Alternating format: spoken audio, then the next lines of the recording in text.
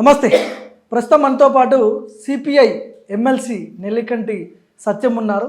చాలా విషయాలు మాట్లాడదాం అన్నతో. రెడ్ సిల్యూట్ సత్యమన్న గారు. రెడ్ సిల్యూట్.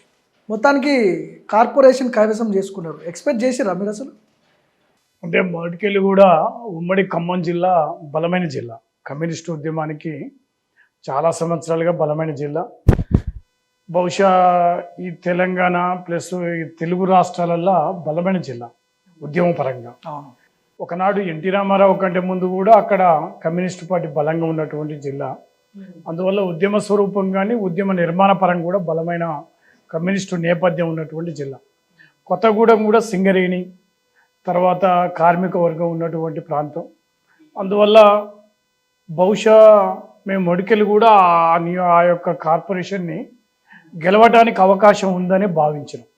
బలంగా గెలవటానికి అవకాశం ఉన్నటువంటి ప్రాంతంలో, అందులో కొత్తగా నూతనంగా శాసనసభ్యునిగా మన సాంబశివరావు గారు ఉండడం, తర్వాత అక్కడ పార్టీ పరంగా అంతకుముందు కూడా 9 కార్పొరేటర్ కౌన్సిలర్లు ఉండడం, దాంతో ఒక బలమైన ప్రాంతం అది. ఖమ్మం జిల్లా అనగానే అనేక మంది నల్లమల్ల గిరిప్రసాద్, అంతకుముందు దేవులపల్లి శేషగిరిరావు, సింగరేణి ప్రాంత ఉద్యమ నాయకుడు, తర్వాత కొమరయ్య, తర్వాత పువ్వాడ నాగేశ్వరరావు, తర్వాత ఆ జిల్లా ఉమ్మడి ఖమ్మం జిల్లా కమ్యూనిస్టు నేపథ్యంలో ఒక బలమైన జిల్లా. అందువల్ల కొద్దిగా కొత్తగూడెం కూడా ఈ సింగరేణి కార్మిక ప్రాంతం ఉన్నటువంటి ప్రాంతం కనుక తప్పకుండా ప్రజలు ఆదరిస్తారనే అభిప్రాయం ఉంది. తర్వాత శాసనసభ ఎన్నికల తర్వాత సింగరేణి ఎన్నికలు జరిగినాయి. సింగరేణి ఎన్నిక కూడా కాంగ్రెస్ పార్టీ మాకు సపోర్ట్ చేయలేదు. అయినా కూడా మేమే మెజార్టీ సాధించినాం. ఒకవేళ సాంబశివరావు కొత్తగూడెం ఎమ్మెల్యే కాకపోతుంటే ఇట్లాంటి సాధ్యం కాకపోయేమో. సరే, కొంత శాసనసభ్యునిగా ఉండడం కూడా కలిసి వచ్చింది. శాసనసభ్యునిగా ఉండడం, వారు కూడా ఛాలెంజ్గా ఆ ప్రాంతంలో పార్టీ కోసం, అటు ప్రజల అభివృద్ధి కోసం, ఆ ప్రాంత అభివృద్ధి కోసం, తర్వాత కొత్తగూడెంలో కూడా అనేక అభివృద్ధి కార్యక్రమాలు, మున్సిపాలిటీ ఇప్పుడు మేయర్గా దాన్ని వీరి హయాంలోనే ముఖ్యమంత్రితో మాట్లాడి తీసుకురావడం, ఆ ప్రాంతంలో అనేక సమస్యల మీద వారు అనునిత్యం పనిచేస్తున్న నేపథ్యం ఉన్నది. ప్రజలతోనే మమేకమైనటువంటి సందర్భం ఉంది. వారు కొత్తగూడెం ఎంపీపీగా, గతంలో కొత్తగూడెం ఎంపీగా పనిచేశారు. తర్వాత చాలా సంవత్సరాలు ఆ ప్రాంతంలో పార్టీ ఉద్యమం ఉన్నటువంటి వ్యక్తి కనుక ఛాలెంజ్గా ఆ ప్రాంతంలో పనిచేస్తూ ఉండి ప్రజలు కూడా ఆదరించడం జరిగింది. ఇప్పుడు మూడ్ గణేష్ అనే వ్యక్తిని అక్కడ ఆటో డ్రైవర్ అని చెప్పి చెప్తున్నారు. ఆయన మేయర్గా చేయబోతుంది సిపిఐ కమ్యూనిస్ట్ పార్టీ అని చెప్పి. ఏంటి మూడ్ గణేష్నే పెట్టడానికి కారణాలు ఏంటి అసలు? జనరల్గా కమ్యూనిస్ట్ పార్టీ అది ఎస్టీ సీట్, అది సరే రిజర్వ్డ్ వచ్చి గెలిచిందంటే మేము ముగ్గురమే ఉన్నాం. ముగ్గురు గెలిచారు ఎస్టీలు. ఉన్న దాంట్లో ఇతను మెరుగైన వ్యక్తి అనేటువంటి అభిప్రాయం, పార్టీకి నమ్మకం. మనం జనరల్గా ఏంటంటే పార్టీకి లాయల్టీ కానీ పార్టీ పరంగా కూడా కొద్దిగా కమిట్మెంట్ ఉన్న వాళ్ళని తీసుకోవాలనేటువంటి అభిప్రాయంతో తీసుకోవడం జరిగింది. ఉన్నటువంటి ముగ్గురే, ఆ ముగ్గురు ఇద్దరు, ఒక లేడీస్, ఒక ఇతను కనుక కొద్దిగా ఉన్న దాంట్లో మనకు మెరుగ్గా ఉన్నాడు. పార్టీ పరంగా కానీ ప్రజలతో కొద్దిగా పనిచేయడానికి కూడా కొంత అవకాశం ఉన్న ఉద్దేశం మీద ఆలోచన. కానీ పొంగులేటి శ్రీనివాసరెడ్డి చాలా ప్రయత్నాలు చేసిండు కదా మేయర్ పీఠం దక్కించుకోవడానికి కాంగ్రెస్ పార్టీ నుంచి. అంటే జనరల్గా పొంగులేటి శ్రీనివాసరెడ్డి ఆ కార్పొరేషన్ తాను దక్కించుకోవడానికి చాలా ప్రయత్నం చేసిండు. సరే, ముఖ్యంగా ఇలా పొంగులేటి శ్రీనివాసరెడ్డి గారు చాలామంది కార్పొరేట్ బాగా డబ్బు ఉన్నటువంటి రాజకీయ నాయకులు ఉన్నటువంటి నేపథ్యంలో వాళ్ళందరూ కూడా డబ్బులతోనే మేము రాజకీయాలను శాసిస్తాం అన్నటువంటి నేపథ్యం ఉన్నటువంటి వ్యక్తులు. ఆ కోవలోనే పొంగులేటి శ్రీనివాసరెడ్డి కూడా ఈ ప్రాంతంలో కమ్యూనిస్టు పార్టీ ఏం చేయలేదు, నేనే అన్ని చేయగలుగుతా, అధికారం ఉన్నది, కొద్దిగా డబ్బులు ఉన్నటువంటి అభిప్రాయంతో బలంగా కమ్యూనిస్టు పార్టీని బలహీనపరచడానికి ప్రయత్నం చేసిండు. సరే, అయినా కూడా మా పార్టీ ఒక ప్రయత్నం చేసింది. వారు మేము కలిసి ప్రయాణం చేద్దాం కొంత సీట్ల విషయం కాదన్నప్పుడు వారు దాన్ని జరగలేదు. సరే, అయినా కూడా మళ్ళీ వాళ్ళంతలో వాళ్ళు పోటీ చేసారు, మా అంతలో మేము పోటీ చేసినాం. ప్రజలు మాకు వాళ్ళకు సమానంగా వచ్చింది. అవును, 22, 23 వచ్చినట్టుంది. 22, 23 వచ్చినాయి. ఒక 4-5 స్థానాలు 40 ఓట్లు 50 ఓట్లతో పోవడం జరిగింది. సరే, ఏదైనా చాలా గొప్ప విషయం ఆ ప్రాంత కమ్యూనిస్ట్ ఉద్యమానికి. అందులో బాగా పొంగిలేటి దాటికి తట్టుకొని అక్కడ ఒక 23 స్థానాలు కమ్యూనిస్ట్ పార్టీకి తెచ్చుకోవడం అంటే మామూలు విషయం కాదు. అనేక రకాలుగా ఆ ప్రాంతంలో ఇవాళ గెలవడానికి అనేక ప్రయత్నాలు కూడా చేయడం జరిగింది. అటు పోలీసులతో కానీ అన్ని రకాలుగా కమ్యూనిస్ట్ పార్టీని దెబ్బ కొట్టడానికి చాలా ప్రయత్నం చేయడం జరిగింది. అయినా కూడా పార్టీ ఒక మొక్కబడి ధైర్యంతో ఛాలెంజ్గా తీసుకొని బాగా గెలవడం జరిగింది. దీంతో కమ్యూనిస్టు ఉద్యమ భారతదేశ వ్యాప్తంగా తెలుగు రాష్ట్రాలలో ఒక పెద్ద ఉత్సాహపూరిత వాతావరణం వచ్చింది. చరిత్రలో ఎప్పుడు లేదంట కదా. ఒక గతంలో విజయవాడ మేయర్గా గెలవడం జరిగింది. ఈ 15-20 సంవత్సరాల తర్వాత మళ్ళీ ఎందుకంటే కమ్యూనిస్టు బలహీనపడ్డరు, పట్టణ ప్రాంతాల కమ్యూనిస్టులకు ఓట్లు పడతలేవనే నేపథ్యంలో ఇవాళ మళ్ళీ కొత్తగూడ లాంటి ప్రాంతంలో గెలవడంతో కమ్యూనిస్టు వామపక్ష శ్రేణులల్లో సిపిఐ శ్రేణులల్లో ఒక మంచి ఉత్సాహపూరిత వాతావరణం. ఒక రకంగా చెప్పిన కొత్తగూడెం వైపే మొత్తం భారతదేశంలో కమ్యూనిస్ట్ శ్రేణుల గురించి చర్చించడం జరిగింది. తెలుగు రాష్ట్రాల్లో అదేవిధంగా అనేక మంది వామపక్ష శ్రేణులు కూడా మేధావులలో కూడా ఒక మంచి కమ్యూనిస్టు ఉద్యమ కొత్తగూడెం గెలవడంతో ఒక మంచి ఉత్సాహపూరిత వాతావరణం వచ్చేది. ఈ సీట్ల సర్దుబాటు విషయంలో పొంగులేటి శ్రీనివాసరెడ్డి ఇండైరెక్ట్గా సిపిఐ పార్టీని గొంతమ్మ కోరికలు కోరొద్దు మీరు అని చెప్పి కొన్ని స్టేట్మెంట్లు ఇచ్చినట్టున్నాడు. అది మీ పార్టీ దృష్టికి వచ్చే ఉంటుంది.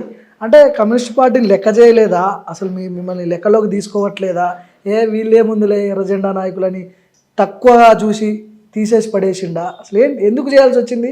మీరు ఆల్రెడీ కొలాబరేషన్లోనే ఉన్నారు కదా. అంటే జనరల్గా ఈ మధ్యకాలంలో ఒక 10-5 సంవత్సరాల సంధి కమ్యూనిస్టులని బలహీనంగా చూసే పరిస్థితి కనబడతాం. ఒక 10 ఏళ్ళ నుంచి ముఖ్యంగా ఎప్పుడైతే ఓట్లు సర్క్ అయిందో, ఓటు అనేది మార్కెట్ వాల్యూ పెట్టారో ఇలా ఓట్లు అనేది ఆ రకంగా నడుస్తూ ఉంది వ్యవస్థలో. ఇక డబ్బులు ఉన్నాయి, మేము ఏమేం చేయగలుగుతామనేటువంటి శక్తులు ఎప్పుడైతే వచ్చిర్రో కమ్యూనిస్టులకు ఓట్లని మేము ఏం చేయలేరనేటువంటి అంటే బలహీనంగా అనే వాతావరణంతో మేము ఏ సీట్లు అడిగినా కూడా గత శాసనసభ ఎన్నికలు కూడా 2018 ఎన్నికల సందర్భం కానీ 2023 ఎన్నికలలో కూడా అది సీట్ల ఒప్పందం కాడికి వచ్చే వరకు చాలా బలహీనంగా ఆలోచించారు. కమ్యూనిస్ట్ పార్టీకి డబ్బులు పెట్టలేరను, లేకపోతే ఆ రకంగా వాతావరణం లేదనో, ఏదో రకంగా వీళ్ళు ఏమి బలహీన పడుతున్న వాతావరణంలో వీళ్ళు ఒక రకంగా ఆ పార్టీకి ఓట్లని ఇవాళ మొత్తం కూడా రేటు అంటే మార్కెట్ సరుకుగా తయారు చేశారు. ఓట్లని మార్కెట్ సరుకుల కమ్యూనిస్ట్ నాయకులను కూడా కొన్న రోజులు ఉన్నాయి గతంలో. మనం ఇలా నిత్యావసర వస్తువులు లేకపోతే ఏదైనా మార్కెట్లో వస్తువులు ఎట్లా కొనుక్కుంటున్నామో ఓట్లను కూడా కొనగలుగుతామనే శక్తులు వచ్చినాయి ఇప్పుడు రాజకీయాల్లో. దాంతోనే ఈ కార్పొరేట్ ఉన్న శక్తులు పెద్ద పెద్ద కాంట్రాక్టర్లు ఎప్పుడైతే ఎమ్మెల్యేలు మంత్రులు అయ్యారో ఇక మేము డబ్బులతో కొనేస్తాం, మాకు దిగుటుగా ఎవరు లేరు అనేటువంటి అభిప్రాయంతో బహుశా పొంగిలేటి కూడా కమ్యూనిస్టుల సీట్లు ఇవ్వడానికి నిరాకరించాడు. సరే మా వాళ్ళు పెద్దగా గొంతమ్మ కోరికలు ఏం కాదు, ఇప్పుడు సొంతంగా కూడా 23 సీట్లు గెలిచినాం కదా. మీరు అడిగిరు అంటగా మీరు అడిగిరు, అది న్యాయబద్ధమే, అది న్యాయబద్ధమైన కోరిక. పొంగులేటి ప్రాతినిధ్యం వహిస్తున్నటువంటి ప్రాంతంలో అది పొంగిలేటి భవిష్యత్తు 10 జిల్లాల్లో ఎఫెక్ట్ అయితే చూపించింది, 10 నియోజకవర్గాల్లో. పొంగిలేటి ప్రాతినిధ్యం సీటు కాదు, అది కమ్యూనిస్టు ప్రాతినిధ్యం వహించే కాన్స్టిట్యున్సీ. మాది న్యాయబద్ధమైన కోరికే. మేయర్ అడగడం న్యాయబద్ధమైంది, 25 సీట్లు అడగడం కూడా న్యాయబద్ధమైంది. అల్ల ఏం కొదవలేదు, అది తప్పులేదు. ఎందుకంటే వారిది ఏంటంటే కమ్యూనిస్టుని మేమేదో శాసనసభ ఎన్నికల తర్వాత రాష్ట్రంలో మేమేదో కాంగ్రెస్ పార్టీ వాళ్ళు కమ్యూనిస్టులు మేమే ఇచ్చినాం, ఆ సీటు కూడా మేమే గెలిపించినాం. ఇప్పుడు వాళ్ళు అదే భ్రమలో ఉన్నారు కదా వాళ్ళు. ఇప్పుడు మేము లేకపోతే సాంబశివరావు గెలిచేటోడా అనే లైన్లోనే ఉన్నారు వాళ్ళు. సాంబశివరావు గెలిచేడా అనుకుంటే మేము లేకపోతే ఈ రాష్ట్రంలో అధికారం రావడానికి మా వంతు పాత్ర కూడా ఉంది కదా. వారు ఒక్క సీటు బలపరిస్తే 118 సీట్లల్లో కమ్యూనిస్టు పార్టీ కార్యకర్తల చెమట చుక్క రక్తము అనేక త్యాగాలు ఉన్నాయి. అనేక మంది పనిచేసారు ఆ ఎన్నికలలో. చాలా ప్రాంతాలు ఆదిలాబాద్ కావచ్చు, వరంగల్ కావచ్చు, ఈ ఉమ్మడి రాష్ట్రంలో ప్రతి నియోజకవర్గంలో కమ్యూనిస్ట్ పార్టీకి 5,000 10,000 ఓట్లు ఉన్నటువంటి నియోజకవర్గాలు ఉన్నాయి. అంటే ప్రతి కార్యకర్త వాళ్ళకు ఈ 118 స్థానాలల్లో కాంగ్రెస్ పార్టీ గెలవడానికి ప్రయత్నం చేశారు. దాని వాళ్ళు మర్చిపోయి ఆ ఒక్క సీటు మేము గెలిపించాం అనుకోవడం అది కొద్దిగా సరి అయింది కాదు. ఇప్పుడు మీరు ఇంత సపోర్ట్ చేశారు కదా అసెంబ్లీ ఎన్నికల్లో, మీకు ఇస్తానన్నటువంటి ఆ సీట్ల విషయంలో కావచ్చు కాంగ్రెస్ పార్టీ మాట ఇచ్చే ఉంటుంది మీకు ఇన్ని ఎమ్మెల్యే సీట్లో ఇంత ఎమ్మెల్సీలో లేకపోతే నామినేషన్ పదవిలో ఇస్తామని ఏదో మాటిచ్చుంటారు. అందులో భాగంగా వాళ్ళు నెరవేర్చిర్రా ఆ సరే, పదవుల విషయంలో? మాకు శాసనసభ ఎన్నికల సందర్భంగా ఒక ఎమ్మెల్యే 2 ఎమ్మెల్సీలు సరే కొంత ప్రభుత్వ కార్పొరేషన్లు అనేది ఒక వాగ్దానం చేయడం జరిగింది. సరే అన్నమాట ప్రకారంగా ఎమ్మెల్యే ఎన్నికల తర్వాత కొత్తగూడెం శాసనసభ ఎన్నికల్లో కూడా కాంగ్రెస్ పార్టీ సహకారంతోనే మేము గెలిచాం. సరే తర్వాత కూడా మొన్న జరిగినటువంటి శాసన మండలి ఎన్నికల్లో వారు అనుకున్న ప్రకారంగా మాకు మండలిలో మాకు ఒక సీట్ ఇవ్వడం జరిగింది, ఎమ్మెల్సీ ఇచ్చారు. ఆ మాట కట్టుబడ్డారు, దాంట్లో ఏం పెద్ద ఇబ్బంది లేదు. వాళ్ళ ఆల్ ఇండియా పార్టీ, అదేవిధంగా ఇక్కడ ఉన్నటువంటి ముఖ్యమంత్రి గారు, మరి పిసిసి ప్రెసిడెంట్ కూడా వారు ఒక మండల్లో అనుకున్న మాట ప్రకారంగా ఒకటి ఇవ్వడం జరిగింది. సరే ఇంకా కొద్ది ప్రభుత్వ కార్పొరేషన్లు అయితే అట్లా జరిగింది. కానీ కమ్యూనిస్టు పార్టీని అరే ఎన్నికల్లో పనిచేసారు వీళ్ళని కూడా ఈ పార్టీని కూడా లేకపోతే వీరు కూడా మనకు తోడుగా ఉన్నారు అన్నటువంటి అభిప్రాయం ఆ పార్టీకి ఉన్నట్టు కనపడతలేదు. గతంలో అంటే ఎర్రజెండా పార్టీలు అంటే మొత్తం అంటే ప్రజల సమస్యల గురించి ప్రజల తరపున కొట్లాడేటటువంటి ఆ భావజాలాలు ఉన్నటువంటి పార్టీలు ఉండే. ఇప్పుడు ఎర్రజెండా పార్టీ అనగానే చాలామందిలో ఆ విశ్వాసం కోల్పోతున్నారు. ఎందుకు ఆ పరిస్థితి వచ్చింది అసలు? సరే జనరల్గా కమ్యూనిస్ట్ పార్టీ ఏర్పడ్డది, పార్టీ పోరాటాలే అణగారిన వర్గాల కోసం, ఎక్కడైతే అన్యాయం జరిగిందో ఆ వర్గాలకు వ్యతిరేకంగా న్యాయబద్ధమైన సమస్యలను పోరాటాలు చేసేటువంటి పార్టీ. ఒక సుదీర్ఘమైన చరిత్ర కమ్యూనిస్ట్ పార్టీకి ఉంది, భారతదేశంలో కానీ ఈ రాష్ట్రంలో కానీ. సరే ఇవాళ అనేక త్యాగాలు, అనేక పోరాటాలు నడుస్తున్నటువంటి కాలం. అందువల్ల ఇప్పటికి కూడా అణగారిన వర్గాలు, కార్మిక వర్గం, రైతుల పట్ల, ప్రజల పట్ల అంకిత భావంతో పనిచేసేటువంటి పరిస్థితితోనే పార్టీ ముందు నడుస్తారు. ఈ 10 సంవత్సరాల కాలంలో, ఈ 10-15 సంవత్సరాల కాలంలో ఎప్పుడైతే ప్రైవేటీకరణ, ప్రపంచీకరణ విధానాలు ఈ దేశంలో అమలయ్యాయో మొత్తం కూడా యువతరాన్ని, ప్రజల మొత్తాన్ని కూడా ఆర్థికవాదం వైపు పాలక పార్టీలు మళ్లించడం జరిగింది. అటు తర్వాత కమ్యూనిస్టులను కూడా బలహీనం చేయడానికి అనేక రకాల ప్రయత్నాలు చేయడం జరిగింది.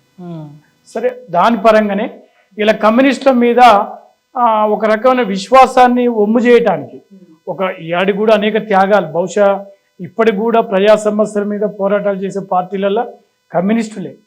అది రైతు సమస్యలు కావచ్చు, కార్మిక సమస్యలు కావచ్చు, అది ఏ సమస్యలు ఉన్నా కూడా ఇప్పటికి కూడా పోరాటాలు నిర్వహించిన చరిత్ర. ఇలా చాలామంది రాష్ట్రంలో ఇలా పేదవాళ్ళందరూ, గుడిసెలేని వాళ్ళందరికీ కూడా ఇళ్ల స్థలాల కోసం పోరాటాలు చేసే పార్టీ కమ్యూనిస్ట్ పార్టీ.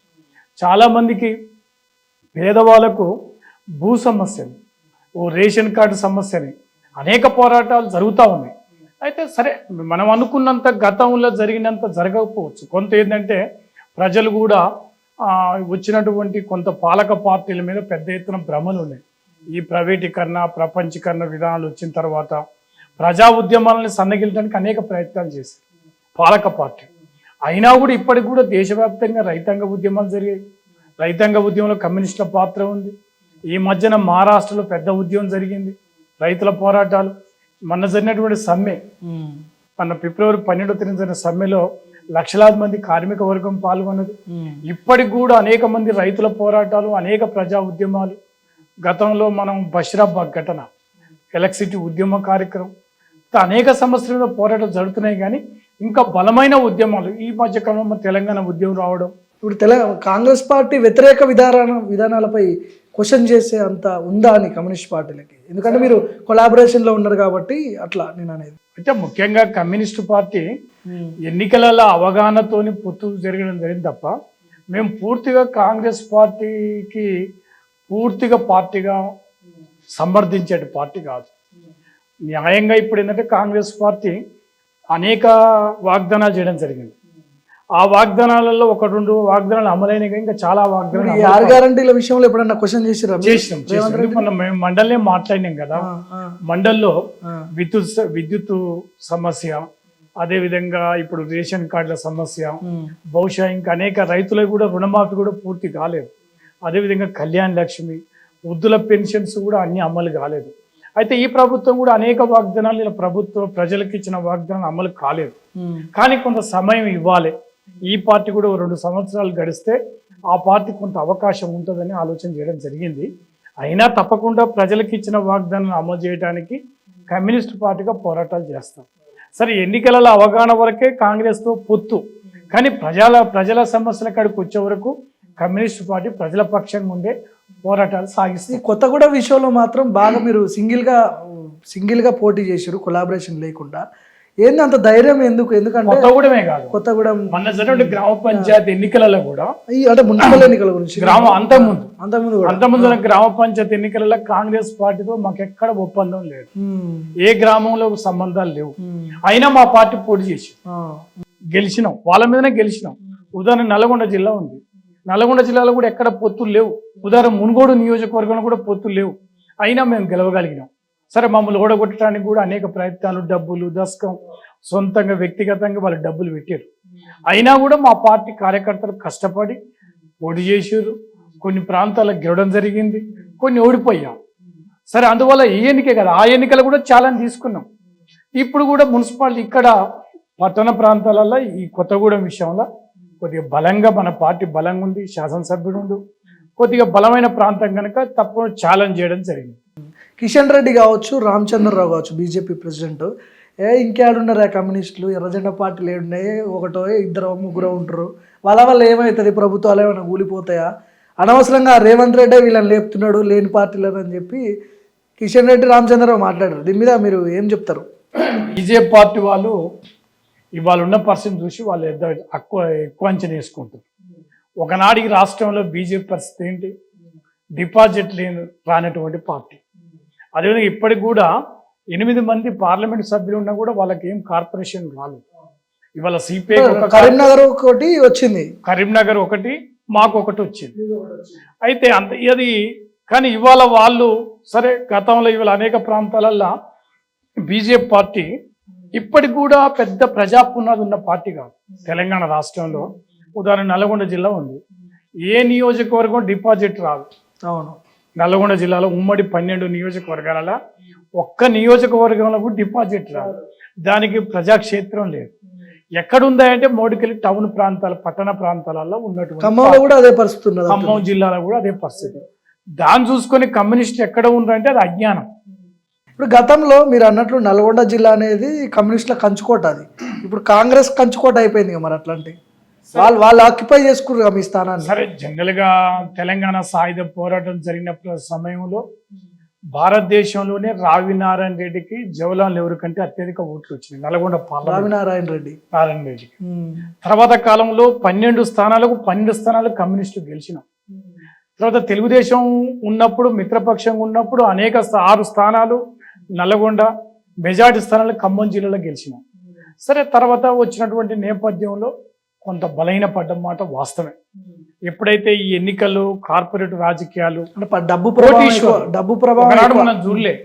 ఒకనాడు చట్టసభలల్లో మరి కార్మిక ఉద్యమ నాయకులు, రైతాంగ నాయకులు వచ్చేవాళ్ళు, ధర్మభూషణ్ లాంటి వాళ్ళు, లేకపోతే భీమిరెడ్డి నరసింహారెడ్డి లాంటి వాళ్ళు, గౌతు లచ్చన్న లాంటి వాళ్ళు, సూరవరం సుధాకర్ రెడ్డి లాంటి వాళ్ళు, లేకపోతే కొద్దిగా ఎన్జి రంగ లాంటి వాళ్ళు. ఇప్పుడు అట్లాంటి నాయకులు లేరా? ఇప్పుడు ఎవరు వచ్చిర్రు? మొత్తం కూడా కోటీశ్వర్లు, పెద్ద పెద్ద 1000 కోట్లు ఉన్నటువంటి వాళ్ళు. వాళ్ళ అఫిడవిట్ చూస్తే మనం అదిరిపోవాలి. 1000 కోట్లు అనేది చిన్న వాడు, నన్ను అడిగితే 5,000 కోట్లకు 1000 కోట్లు, 5,000 కోట్లు, 7,000 కోట్లు. సుజనా చౌదరి లాంటి వాళ్ళు, అంబికా దర్బార్ల సినిమా నిర్మాతలు, పెద్ద పెద్ద వాళ్ళు ఈ రాజకీయాలకు వచ్చి మొత్తం వ్యవస్థని కలుషితం చేయడం వల్ల కమ్యూనిస్టుల వల్ల కొద్దిగా ఈ డబ్బు రాజకీయాలు ప్రభావంతో బలహీన పడుతున్న దిశ. అయితే ప్రజలు ఎప్పుడు అట్లా ఉండరు. మళ్ళీ ప్రజలు న్యాయబద్ధంగా ప్రజల కోసం ఆలోచించే వాళ్ళని గెలిపిస్తున్న విశ్వాసం ఉంది. దానిలో భాగంగానే ప్రపంచంలో కూడా ఇలా న్యూయార్క్ ఉంది. కమ్యూనిస్టులు బలహీన, సోవియట్ పోగానే కమ్యూనిస్ట్ పార్టీ అయిపోయింది అనుకోరు. ఇలా న్యూయార్క్లో కమ్యూనిస్టు భావజాలం ఉన్నటువంటి న్యూయార్క్ మేయర్ గెలిచారు. ప్రపంచంలో కూడా అనేక మార్పులు, శ్రీలంకలో కూడా గెలవడం జరిగింది.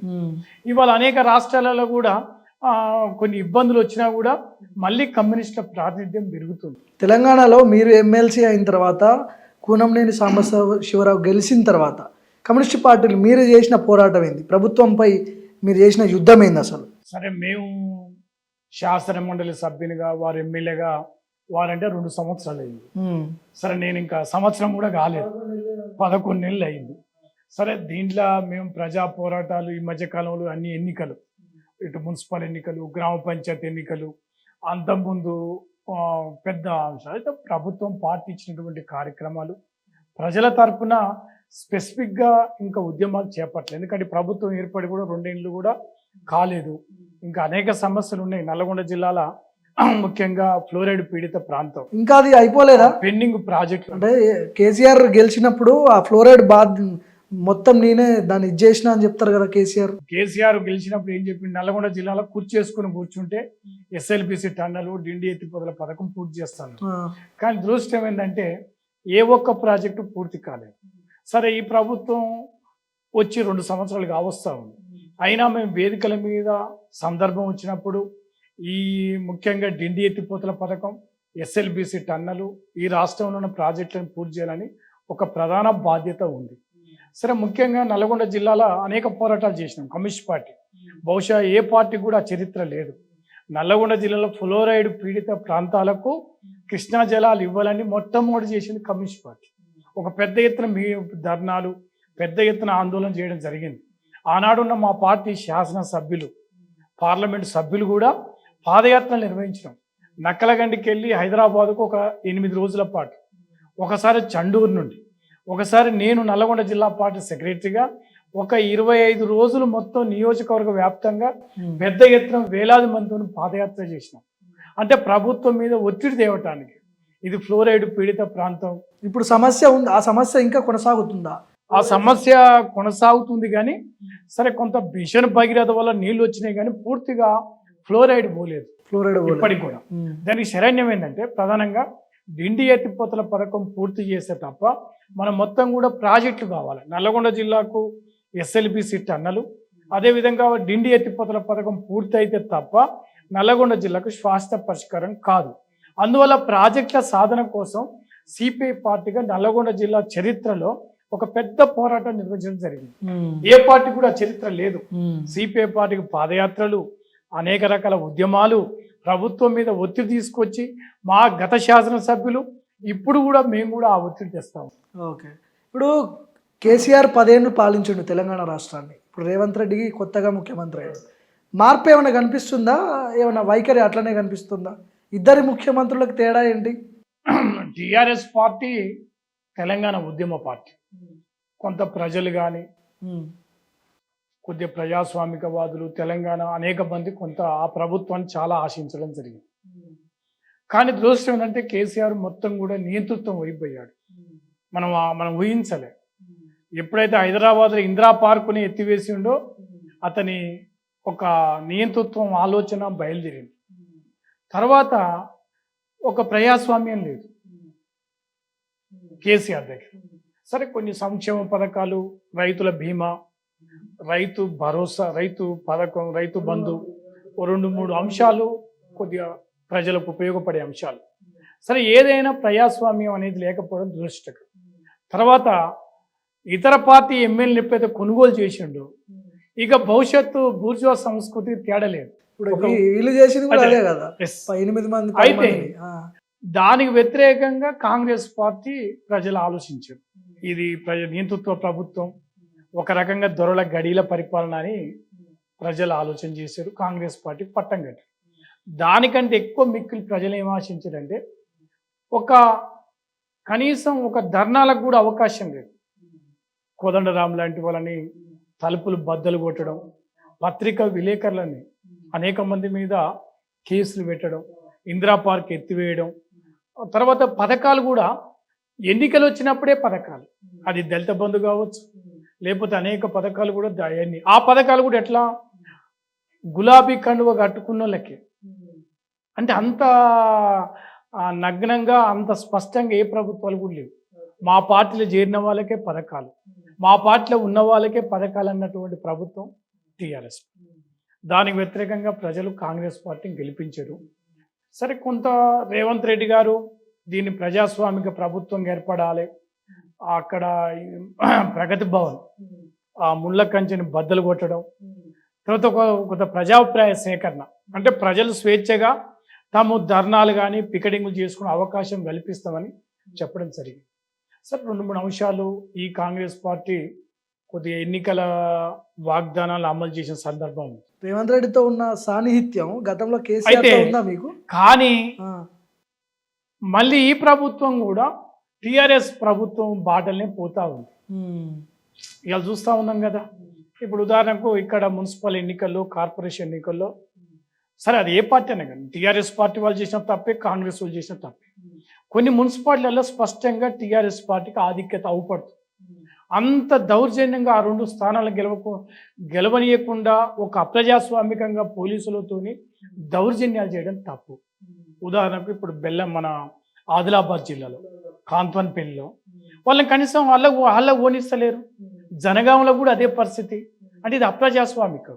అది టీఆర్ఎస్ చేసిన తప్పే, కాంగ్రెస్ పార్టీ చేసిన తప్పే. ఉమ్, అయితే ఒక ప్రజాస్వామికం మెజార్టీ స్పష్టంగా కనపడుతుంటే కూడా అప్రజాస్వామికంగా పోలీసులను పెట్టి కౌన్సిలర్లను కూడా లోపలికి పోనిస్తలేరు. అంటే ఇది ఈ రకమైనటువంటి విధానం అవలంబిస్తే ఈ ప్రభుత్వం మీద కూడా ప్రజలు వ్యతిరేకంగా ఉంటారు. ఇప్పుడు కొత్తగూడెం కార్పొరేషన్ దగ్గరకు వచ్చినప్పుడు మీరు బీఆర్ఎస్ పార్టీ మద్దతు అడిగారా? వాళ్ళే మద్దతు ఇస్తామని చెప్పి వాళ్ళు వచ్చిరా? 8 సీట్లు ఏమో మీకు మద్దతు ఇచ్చినట్టుంది. అయితే బీఆర్ఎస్ పార్టీ వాళ్ళే, కేటీఆర్ గారే డైరెక్ట్ మా పార్టీ రాష్ట్ర సెక్రటరీ గారికి ఫోన్ చేయడం జరిగింది. మీకు మేము మద్దతు ఇస్తాం. మీరు అడగలేదు? మేము అడిగాం. మీరు అడగలేదు. ఓకే. వాళ్ళంతలో వాళ్ళే సరే కాంగ్రెస్ మీకు సపోర్ట్ లేదు కదా, అంటే మీరు విడిగా పోటీ చేసుకోరు కనుక మేము సపోర్ట్ చేస్తామని చెప్పడం జరిగింది. శత్రువుకి శత్రువు మిత్రుడు అన్నట్టు. అయితే సరే మా పార్టీ ఆలోచన చేసినాం. ఆల్ ఇండియా స్థాయిలో ఇండియా కూటమిలో మేము ఉన్నాం, కమ్యూనిస్ట్ పార్టీ. సరే కాంగ్రెస్ పార్టీతో ప్రయత్నం చేద్దాం. వారు సరే విడివిడిగా పోటీ చేసినాం, సరే మేయర్గా తొలి అవకాశం మాకు ఇస్తే ఓకే, లేనప్పుడు తర్వాత ఆలోచిద్దాం అనేటువంటి అభిప్రాయంతో ఉన్నాం. సరే మనకు ముఖ్యంగా ముఖ్యమంత్రి గారు కూడా చొరవ తీసుకోవడం, సరే వాళ్ళ పార్టీ ఆల్ ఇండియా పార్టీ కూడా చొరవ తీసుకొని దీన్ని సిపిఐ పార్టీకే ఇవ్వాలని నిర్ణయం చేయడంతో ఆ యొక్క అలవెన్స్ మళ్ళీ కుదిరింది. కానీ పొంగులేటి దృష్టిలో మాత్రం ఈ కార్పొరేషన్ ఖచ్చితంగా కాంగ్రెస్ పార్టీకే రావాలి. కమ్యూనిస్టులని ఇప్పుడు కనుక వాళ్ళకి ఛాన్స్ ఇస్తే భవిష్యత్తులో మళ్ళీ మనకే థ్రెట్ అవుతారు వాళ్ళు. అసలే ఇది ఖమ్మం అనేది కొంత లెఫ్ట్ భావజాలం కలిగినటువంటి జిల్లా అని చెప్పి పొంగులేటి మనసులో ఉంది. ఇక ఇప్పుడు తప్పని పరిస్థితుల్లో మీకు కార్పొరేషన్ వచ్చింది, కానీ అంత సాధ్యంగా మిమ్మల్ని గెలవనిచ్చేటోళ్ళు కాదు కదా. కరెక్ట్, వాస్తవం అది. అయితే పొంగులేటికి ఏంటంటే కమ్యూనిస్టులు బలహీనలు, ఈ శాసనసభ కూడా మేమే వాళ్ళని సపోర్ట్ చేసినాం కాబట్టి వాళ్ళు ఏమాత్రం వచ్చినా కూడా మళ్ళీ రేపు నిలబడతారు కదా. అంటే చాలా పార్టీలకు అదే భయం ఉంటుంది కమ్యూనిస్టులు. అవును. ఒక్క పొంగులేటి శ్రీనివాసరెడ్డే కాదు, చాలా మంది శాసనసభ్యులకి ఏంటంటే ఇంకొకరు ఉండకూడదు, మేమే ఉండాలి, మేము చెప్పిన మా పార్టీ ఉండాలి, మేము చెప్పిన వాళ్ళే ఉండాలనే అభిప్రాయంతో ఉంది. అది బహుశా నల్లగొండ జిల్లాలో ఉంది, ఖమ్మం జిల్లాలో ఉంది, ఇతర జిల్లాల అది వరంగల్ కావచ్చు, ప్లస్ ఆదిలాబాద్ జిల్లా ఉండొచ్చు. కొద్దిగా ఇంకా పొంగులేటి శ్రీనివాసరెడ్డికి ఎక్కువ ఉంది. కొత్తగూడెం అంటే నాది, ఖమ్మం జిల్లాలో ఒక 2-3 నియోజకవర్గాలు నావి. ఇప్పుడు నల్లగొండ జిల్లాలో కూడా కొంతమంది అట్లా అనుకోండి, ఈ నియోజకవర్గాలు మాయ అనుకోండి, ఇంకోళ్ళు ఉండొద్దు అనేటువంటి అభిప్రాయం ఉంటుంది. దానిలో భాగంగానే కమ్యూనిస్టులకు ఎట్టి పరిస్థితుల అవకాశం ఇవ్వద్దు అనేటువంటి అభిప్రాయం వాళ్ళకు ఉంటుంది. సరే ఇది దానివల్ల అయినా కూడా అంత మాత్రమే కమ్యూనిస్ట్ పార్టీ చావదు. తాత్కాలికంగా ఎదురు దెబ్బలు దాకొచ్చు, కమ్యూనిస్ట్ పార్టీ బలహీన పడవచ్చు, కానీ ఎప్పుడు కూడా కమ్యూనిస్ట్ పార్టీ నిలబడతారు. ప్రజల తరపున కొట్లాడే పార్టీ కనుక తప్పకుండా ప్రజలు ఏదో సందర్భంగా కమ్యూనిస్ట్ పార్టీకి నిలబెడతారు. కానీ మీ పార్టీలలో యువతరానికి ఎందుకు మీరు ఎంకరేజ్ చేయరు? మీ ప్రెస్ మీట్లలో కూడా మోస్ట్లీ అంటే ఎక్కువ ఎవరు కూడా యువ నాయకులు కనపడరు. ఎందుకు ఎంకరేజ్ చేయరు అసలు? అయితే మా పార్టీలో ఇవాళ ప్రచారం అది తప్పు. ఇప్పటికి కూడా మా పార్టీ సభ్యులు కానీ మా పార్టీ మహాసభలు జరుగుతున్న నేపథ్యం చూసినప్పుడు డెలిగేట్స్ వస్తారు. డెలిగేట్స్ చూసినప్పుడు అంతా కూడా 40 ఏళ్ళ లోపలే దాదాపు ఒక 40-30% ఉంటుంది. మేము చూస్తాం లెక్కలు. డెలిగేషన్ వచ్చినప్పుడు ఏ పర్సెంటేజ్ ఉంది, యూత్ ఎంత అంటే 30 ఏళ్ళ లోపల ఎంతమంది, 50 ఏళ్ళ లోపల ఎంతమంది, 50 పైబడ్డ వాళ్ళు ఎంతమంది చూసినప్పుడు ఇప్పటికి కూడా చాలా వరకు ఈ 50 ఏళ్ళ లోపలే ఉన్నారు. సరే జిల్లా కమిటీలలో కానీ రాష్ట్ర కమిటీ కూడా అంత 50-55 ఉన్నారు. అంత పెద్ద మనుషులు లేరు. ఒకప్పుడు అనుకున్నంతగా కమ్యూనిస్ట్ పార్టీ పెద్ద మనుషులు ఉన్నటువంటి పార్టీ కాదు. మా పార్టీ ఆల్ ఇండియా పార్టీ కూడా నిర్ణయం చేశారు 75 సంవత్సరాలకు అతను రిలీవ్ కావాలని. 75 ఏండ్లే, 75 సంవత్సరాలకు అతను రిలీవ్ కావాలని. అయితే ఒకప్పుడు ఉండేది కాదు. అందువల్ల ఇప్పటికి కూడా రాష్ట్ర పార్టీల జిల్లా పార్టీలు అంతా యంగ్స్. ఇలా మా జిల్లా పార్టీ కార్యదర్శులు అంతా యంగ్సే. భవిష్యత్ చాలామంది 40 ఏళ్ళోళ్ళు, 50 ఏళ్ళోళ్ళు, 35 ఏళ్ళోళ్ళే ఉన్నారు చాలామంది. చాలా యంగ్స్ ఉన్నారు. సరే ఇలా ప్రచారం అంటే జనరల్గా రాష్ట్ర స్థాయి, ఆల్ ఇండియా స్థాయి వరకు కొద్దిగా ఏజ్ పడ్డోళ్ళే ఉంటారు, 60 ఏళ్ళు అట్లా. ఎందుకంటే ఇది పార్టీ ఉద్యోగం కనుక అంత ఈజీ కాదు కదా, అట్లా ఉంటుంది అంటే. జనరల్గా అధికార పార్టీ కాంగ్రెస్ ఉంది కదా, ప్రతిపక్ష పార్టీ బీఆర్ఎస్ లేదా బీజేపీ అని చెప్పి వాళ్ళు క్లెయిమ్ చేసుకుంటారు, మాదే ప్రతిపక్ష పాత్ర, మేమే పోరాటం చేస్తున్నాం, ప్రభుత్వంపై యుద్ధం చేస్తున్నాం అని చెప్పి కొన్ని పార్టీలు చెప్పుకునే ప్రయత్నం చేస్తుంది. ఇట్లా చెప్పుకునే పరిస్థితుల్లోకి కమ్యూనిస్ట్ పార్టీలు ఎప్పుడు వస్తాయి, అంటే ప్రతిపక్ష పాత్రలోకి ఎప్పుడు వస్తాయి? ఆ ఛాన్స్ ఉందా అసలు? సరే, జనరల్గా కమ్యూనిస్టులకు కూడా ఈ తెలంగాణ సాయుధ పోరాటం తర్వాత ఇక్కడ ప్రతిపక్షం, ఈ రాష్ట్రంలో, భారతదేశంలో కూడా ప్రతిపక్షం. అయితే దురదృష్టం ఏంటంటే పార్టీ చీలికలు, సిపిఐ, సిపిఎం, ఎంఎల్ పార్టీలు అనేక పార్టీ చేయడం వల్ల కొంత నష్టపోవడం జరిగింది. ఇప్పుడు మీ లెఫ్ట్ పార్టీలన్నీ కలిసి ఒకటే లైన్ మీదకి వచ్చి పనిచేసే అవకాశాలు ఉండవా? అయితే ప్రయత్నం జరుగుతుంది. అయితే సరే, ప్రజలు అనుకుంటే అవకాశం వస్తుంది, ప్రతిపక్షంగా వస్తాం. ఎప్పుడు ఇటనే ఉంటాం అన్నటువంటి అభిప్రాయం లేదు. చాలామంది అనుకోలే అసలు కొత్తగూడెం కాడ మేయర్ సీట్ వస్తుందని ఈ మధ్యకాలంలో ఎవరు కూడా అనుకోలే, ఎవరు ఎక్స్పెక్ట్ చేయాలి. ఎవరు కూడా కమ్యూనిస్టులు అంటే అదే 5 సీట్లు, 2 సీట్లు, 1 సీటు, అసలు కమ్యూనిస్టులకు అనుకున్న తరుణంలో ఒక మేయర్ సీటు కలగలిగినాం. రేపు రాబోయే కాలంలో కమ్యూనిస్టులే ప్రత్యామ్నాయం అవుతారు. మనం చూసినాం శ్రీలంకలో, ఎవరు ఊహించలేదు శ్రీలంకలో కమ్యూనిస్ట్ పార్టీ అధికారం వస్తుందని. శ్రీలంకలో అధికారం వచ్చినాం. అందువల్ల రేపు రాబోయే రోజుల్లో ప్రజలు అనుకుంటే కమ్యూనిస్టులు వస్తారు. చాలా మందిలో జరుగుతున్న చర్చ ఏంటంటే వీళ్ళకే ఐక్యత ఉండదు, లెఫ్ట్ పార్టీలకి, వాళ్ళు ప్రభుత్వాలను ఏం కొడతారు, ఏం కూలగొడతారు, వాళ్ళ మీద పోరాటం ఏం చేస్తారనే చర్చ అయితే బలంగా ఉన్నది బయట. అయితే ప్రజలు మంచి అవకాశాలు ఇచ్చారు కమ్యూనిస్ట్ పార్టీలకు. చీలికలు, భారతదేశ చీలికలే పెద్ద నష్టం. సిపిఐ, సిపిఎం, ఎంఎల్ పార్టీలు, మావోయిస్టులు, లెఫ్ట్ పార్టీలు, ఎంఎల్ పార్టీ గ్రూపులు, ఇంతమంది కలిసి ఉంటే ఈ భారతదేశంలో పెద్ద ఉద్యమం కమ్యూనిస్టుల త్యాగాలు. బహుశా కమ్యూనిస్టుల త్యాగాలలో ఏ పార్టీకి కూడా అంత చరిత్ర లేదు. ఇవాళ బీజేపీ పార్టీ ఉంది, త్యాగం చరిత్ర ఉందా? ఏం లేదు. దానికి అయోధ్య సమస్య, రామాలయ సమస్య, బాబ్రీ మసీద్ సమస్య తప్ప ప్రజల కోసం ఏ ఒక్క నాడు కూడా అది రైతాంగ సమస్యలు కానీ, కార్మికుల సమస్యలు కానీ, నిరుద్యోగ సమస్యలు కొట్లాడిన చరిత్ర లేదు. కమ్యూనిస్టులకు అనేక త్యాగాల చరిత్ర ఉంది. భారతదేశ స్వతంత్రం కోసం పోరాటం చేసింది, సంస్థాన దిశలకు పోరాటం చేసింది, అనేక మందికి వ్యతిరేకంగా అనేక త్యాగాలు చేసింది. ఇలా తెలంగాణలో ఇప్పటికి కూడా ఏ పల్లెకు పోయినా అమరుల స్తూపాలు ఉంటాయి. అనేక త్యాగాలు చేసిన వాళ్ళు అమరుల స్తూపాలు. కొన్ని కాడ జాతరలు సాగుతాయి. మెదక్ జిల్లాలో కోలా కిషన్ ఇప్పటికి ఒక పెద్ద జాత, ఆయన తెలంగాణ సాయుధ పోరాట యోధుడు, వారి పేరు మీద జాతర సాగుతుంది. ఇప్పటికంటే ప్రజలు అతను భగవంతుని కింద లెక్క పెట్టుకుంటారు కమ్యూనిస్ట్ నాయకులు. ఇప్పుడు మీరందరూ కలిసే ప్రయత్నాలు జరుగుతున్నాయి. సరే, అనివార్యం అంటే అసాధ్యం. ఏదో ఒక సందర్భంగా ఈ భారతదేశంలో కమ్యూనిస్టులు అంతా ఐక్యం అవుతాం, తప్పకుండా ఐక్యం అవుతాం. ఈ దేశంలో ఆర్థిక అసమానతలు, ఈ దేశంలో నిరుద్యోగం పెరిగిపోతా ఉంది. ఇలా బీజేపీ కూడా అంత బలంగా లేదు. ఇలా వాస్తవంగా అంత బలంగా ఉన్న పార్టీ అయితే మన పార్లమెంట్ ఎన్నికలు సొంతంగా మెజార్టీ లేదు. చంద్రబాబు నాయుడు, నితీష్ కుమార్ మద్దతు ఇచ్చిన కనుక ఆ ప్రభుత్వం నిలబడ్డది. ఓకే, ఈ తెలంగాణలో 8 సీట్లు గెలిచారు కదా, 8 ఎమ్మెల్యే సీట్లు, 8 ఎంపీ సీట్లు. అయితే ఇక్కడ పరిస్థితి ఏంటంటే బీజేపీ తెలంగాణ రాష్ట్రానికి కొత్త పార్టీ. ప్రజలు ఏంటంటే ఆల్టర్నేట్ ఆప్షన్ లేక వేసారు వాళ్ళు, అంతే తప్ప నిజంగా బీజేపీకి చిత్తశుద్ధి ఉండి బీజేపీ ఇప్పుడు ఏ నిరుద్యోగ యువకుల విషయంలో ఉంది. భారతదేశంలో నిరుద్యోగం పెరిగిపోతా ఉంది. సమస్య పరిష్కారం ఉందా? ప్రజలు ఆలోచన చేస్తారు. సరే, ఇలా కొన్నిసార్లు కాంగ్రెస్ను చూసినప్పుడు, టీఆర్ఎస్ను చూసినప్పుడు, మూడో పార్టీ అనుకున్నప్పుడు దీన్ని ఆలోచించారు కొంత. ఇప్పుడు 8 మంది చూస్తారు కదా, వాళ్ళు ఎక్కడన్నా ఇప్పుడు అలా వాళ్ళ పరిస్థితి ఏంటనేది. ఈ రాష్ట్రంలో 8 మంది పార్లమెంట్ సభ్యుల వల్ల ఈ రాష్ట్రానికి ఏమైనా మేలు జరిగిందా? ఇలా బడ్జెట్లా కనీసం ఒక రంగాడి పాలమూరు ప్రాజెక్టుకో ఒక జాతీయ హోదా వచ్చిన దాఖలాలు కూడా లేవు. వాళ్ళు కొట్లాడే దాఖలాలు కూడా లేవు. ఈ 8 మంది కలిసి ఈ రాష్ట్రంలో ఒక ప్రాజెక్టు కోసం కానీ, ఈ తెలంగాణ రాష్ట్రం కోసం తెలంగాణ విభజన చట్టంలోని అంశాలని కనీసం పరిష్కారం వైపు కూడా చూడలే. 8 మంది పార్లమెంట్ సభ్యులు గెలిచారు, కానీ ఏ ఒక్క అంశం విషయంలో కానీ వాళ్ళ ప్రభుత్వంతో కొట్లాడి నిధులు తెచ్చిన పాపన పోలే. ముఖ్యమంత్రి దగ్గరికి వెళ్ళి సమస్యలు చెప్పే అవకాశాలు ఉన్నాయా? మీరు ఎమ్మెల్సీగా ఉన్నారు, కూనమనేని సాంబశివరావు ఎమ్మెల్యేగా ఉన్నారు. కనీసం మీకు గతంలో కేసీఆర్ దగ్గరికి వెళ్ళాలంటే చాలా కథ ఉండేది, అపాయింట్మెంట్ తీసుకోవడం అయితే ఇవన్నీ వాస్తవంగా ఉండే. వాస్తవంగా ఉమ్, సరే మా పార్టీ వాళ్ళు చెప్పినప్పుడు ఒక వైఎస్ రాజశేఖర రెడ్డి గారు కాడికి స్వేచ్ఛగా ఎమ్మెల్యేలు ఎమ్మెల్సీలు పోయేవాళ్ళు. పోయేవారు.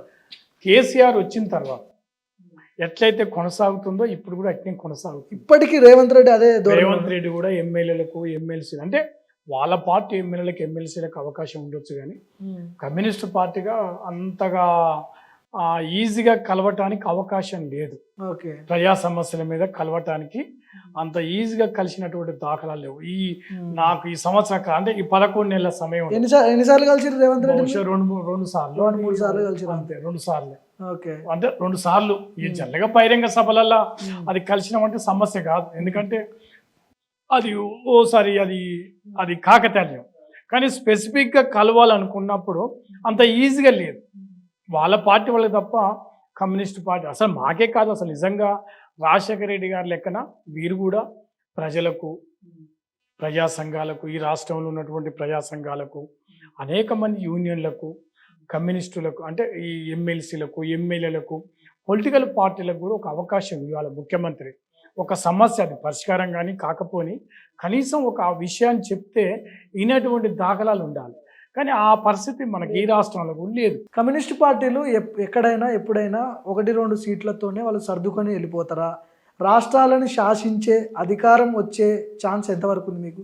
ఓన్లీ ఒక 2 ఎమ్మెల్యే సీట్లు 2 ఎమ్మెల్సీలు ఇస్తామని చెప్పి వాళ్ళు ఏదో ఆఫర్ చేస్తారు, మీరు తీసుకుంటారు ఉంటారు, అదే కొనసాగుతుంది ఎప్పటికి కూడా. కానీ రాష్ట్రాలను శాసించే అంత ఛాన్స్ మీకు ఎప్పుడు వస్తుంది అసలు?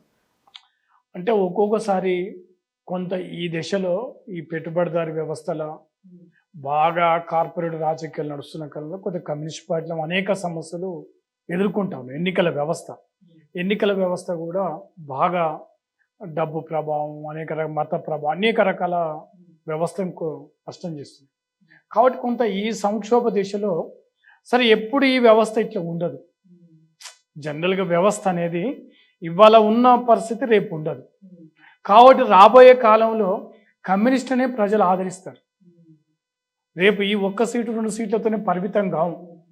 భవిష్యత్తు అనుకుంటే వచ్చే అసెంబ్లీకే మేము చాలా సీట్లకు పోటీ చేస్తాం. ఓకే. ఒంటరిగా ఎవరితో పొత్తు లేకుండా, పొత్తు ఉండొచ్చు, కలిసి రావచ్చు, కానీ ఏదైనా 1 సీటుతోనే ఉండదు. 1 సీటుతోనైతే పరిమితం కావు.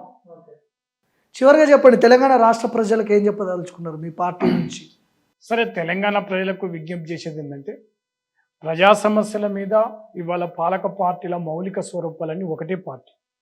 సరే, ప్రజా సమస్యల పరిష్కారాన్ని కమ్యూనిస్టులు నియమ నిబంధనలతో త్యాగాలతో నిలబడుతూ, అందువల్ల రాబోయే కాలంలో కమ్యూనిస్టుల చరిత్ర ఈ తెలంగాణ వ్యాప్తంగా అనేక పోరాటాలు, అనేక త్యాగాలు జరిగినటువంటి ప్రాంతం సమస్యలు ఉన్నాయి. సరే, ఇవాళ కమ్యూనిస్టులుగా ఈ తెలంగాణ రాష్ట్ర అభివృద్ధి కోసం, ఈ తెలంగాణ రాష్ట్రంలో అనేక సమస్యల మీద కంకణబద్దులై నిలబడతాం.